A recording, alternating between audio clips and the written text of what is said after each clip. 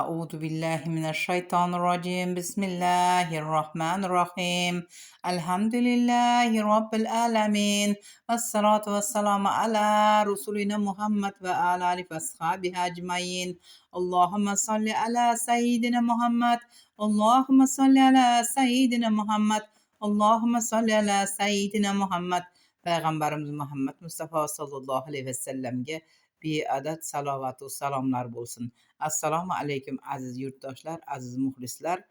Bugun bizning mavzuimiz buyrak og'rig'i, ya'ni pochka kasaliga qanaqa duo bor deb so'ralgan. Shunga Alloh qodir qilgancha javob berib o'tamiz deb umid qilaman. Muxlisimizning aytishicha, o'tlar menga davo bo'ladi deb har xil o'tlarni ichib davleniyalari tushib ketib, battar ahvolga tushibdilar. O'tlar foyda bermabdi. Mani sizga maslahatim nima? Siz shifoni avvalibor Allohdan so'rang. Keyin bir nimasiga, sababiga yopishsangiz bo'ladi. Oldingizdan qanaqa o't chiqsa yumilab yeb qo'yaver degani emas. O'tni ham oldin ko'rish kerak, bilish kerak, qanaqa dozada ishlatiladi, qanaqa miqdorda solib damlanadi, qanaqa miqdorda yeyiladi, ichiladi. Uni mutaxassisdan so'ragan holatda qilsangiz, yesangiz, ichsangiz bo'ladi. Agar o'zingizdan o'zingiz mana o't dori ekan sizga desa, yumilab turib olib yeb qo'yaversangiz, mana shu meni rizqim ekan deb. Unda siz baraka topmaysiz. Chunki uni me'yorini bilmagan holatda yesangiz, albatta sizga u foydadan ko'ra zarari ko'proq bo'ladi deb o'ylayman. Lekin men aytadigan narsa bu Qur'on oyatlari sizga o'rgatib o'taman. Alloh qodir qilganicha. Bu meni hayotimda, o'zimni hayotimda sodir bo'lgan narsa. 22 yoshimda men buyrak og'rig'i bilan juda qattiq qiynalganman. O'shanda buyragim og'rigandan yumilab qolgan vaqtlarim ham bo'lgan. Kechga tomon ishdan qaytganimda qattiq og'riq berib, Ketarol degan bir dori bo'lardi, og'riq qoldiruvchi. Uni doktor yozib bergandi. O'shani ichib turardimda, jinday og'riq o'tardi, yana qattiq azoblar edi.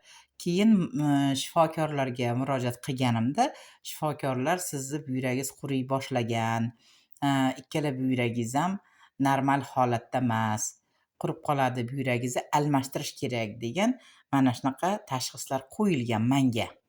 Lekin ko'rib turganingizdek, hozir men ancha yil yashab qo'ydim. Alhamdulillah, meni buyragimni quritmagan Allohga beadad shukrlar bo'lsin.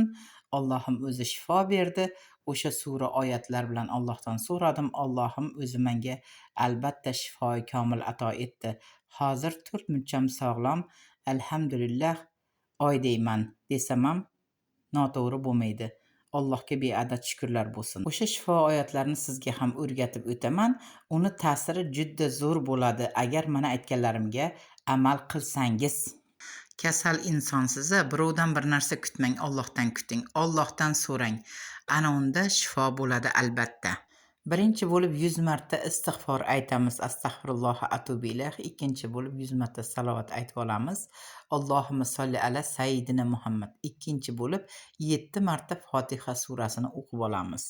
7 marta Fotiha surasini yeydigan, ichadigan ovqatlaringizga, suvlaringizga dam urasiz albatta.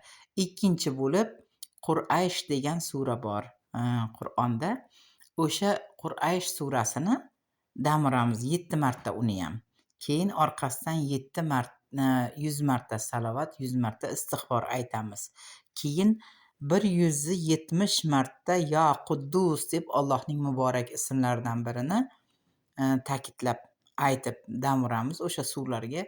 Buni bir kunda 3 mahal qilsangiz nur ustiga a'lo nur bo'ladi. Chunki 3 marta ovqatlanasiz u. Agar 2 marta ovqatlansangiz, 2 marta har bir ovqatingizga dam urib, har bir suvingizga, ovqatingizga dam urib yesangiz, nur ustiga a'lo nur bo'ladi. Mana bitta dorini 2 mahal ichiladi, 3 mahal ichiladi deydi-yu. Ovqatni qancha mahal yesangiz, ana shuncha mahal siz o'qib dam urib yesangiz, sizni buyraklaringiz asl holatiga qaytadi. Alloh unga kafolat beradi. Chunki bu Allohning so'zlari, Allohning ismlari. Allohga bo'lmaydi degan narsani iloji yo'q. Chunki u olamlar Robbisi. Chunki u har narsaga qodir zot. Nimani bo'l desa, albatta bo'ladi. Allohga siz bilan mendan qarzi yo'q. u yolg'on gapirib siz bilan mani aldamaydi. Bandalar bir-birini aldashi mumkin, bir-biriga patnoshka berishi mumkin, lekin hech qachon Alloh bandalarni aldamaydi. Shu ishongan holatda, ixlos qilgan holatda qiladigan bo'lsangiz, har qanday kasal shifo topadi inshaalloh. Faqat buyrak og'rig'i emas, boshqa kasallar ham, boshqa har qanday kasal davo topadi inshaalloh taolo. A'udhu billahi minash shaytonir rojim. Bismillahir rohmanir rohim. Alhamdulillahi robbil alamin. Ar-Rahmanir Rahim. Maliki yawmiddin. İyyâke na'budu ve iyyâke nesta'in. İhdinas sıratal mustaqim. Sıratal lezîne en'amte aleyhim gayril mağdubi aleyhim veleddallin. Fotiha surasi Makkada nozil qilingan 7 oyatdan iborat suradir. Mehribon va rahimli Alloh nomi bilan boshlayman. Hamd olamlarning Robbi Allohgakim. U mehribon, rahimli va jazo va mukofot kunining, qiyomat kunining egasidir.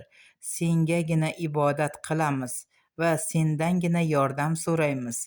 Bizni shunday to'g'ri yo'lga solginki, u sen inom etgan zotlarning yo'li, hidoyat yo'li bo'lsin. G'azabga uchragan va adashganlarning emas. A'udhu billahi minash shaytonir rojim. Bismillahir rohmanir rohim. Li'illafi Quraysh ila fihim rihlatash shita'i was-sayf. فليعبد رب هذا البيت الذي أطعمهم من جوع وآمنهم من خوف. Quraysh surasi Makkada nozil qilingan 4 ta oyatdan iborat suradir. 106-sura. Mehribon va rahimli Alloh nomi bilan boshlayman. Quraysh aholisiga qulay qilib qo'yilgani uchun, ya'ni ularga qishda Yamanga va yozda Shomga safar qilishni qulay qilib qo'ygani uchun mana shu uy Ka'baning Parvardigoringizga ibodat qilsinlar. Zero u ularni ochlikdan qutqarib to'ydirdi va xavf va xatardan xotirjam qildi. Mana shu suralarni Allohga o'zingizni topshirgan holatda o'qir ekansiz, ya'ni Allohga ixlos qilgan holatda, har qanday kasaldan Allohim o'zi shifo beradi. Har bir kasallarimizga Alloh shifoi komil ato etsin. Shifokorlarning eng oliysi Allohdir. Madad yo Rab, madad yo Rab, madad yo Rab. Yo Parvardigoro, yurtimizda qanday og'ir kasallar bo'lsa, hammasiga o'zing shifoi komil ato etgin. Allohim Parvardigoro, shu videoni ko'rganlarni ham Allohim uyiga qut baraka, yaxshiliklar, shifoi komil yog'dirgin, yaxshiliklar bergin, farzandlari to'g'ri yo'lda shirindan shirin yaxshi bir farzandlar bo'lishini, ota-onasini itoatgo'y bo'lib, ota-onasiga itoat etguvchi, o'zingga itoat etguvchi qoriyu qoriyalar yetishib chiqishligini, yaxshi insonlar bo'lishligini Allohim o'zing nasibi ro'za aylagin. Har birimizni uyimizga shifo, yaxshilik ato etgin. Allohu akbar. E'tiboringiz uchun rahmat.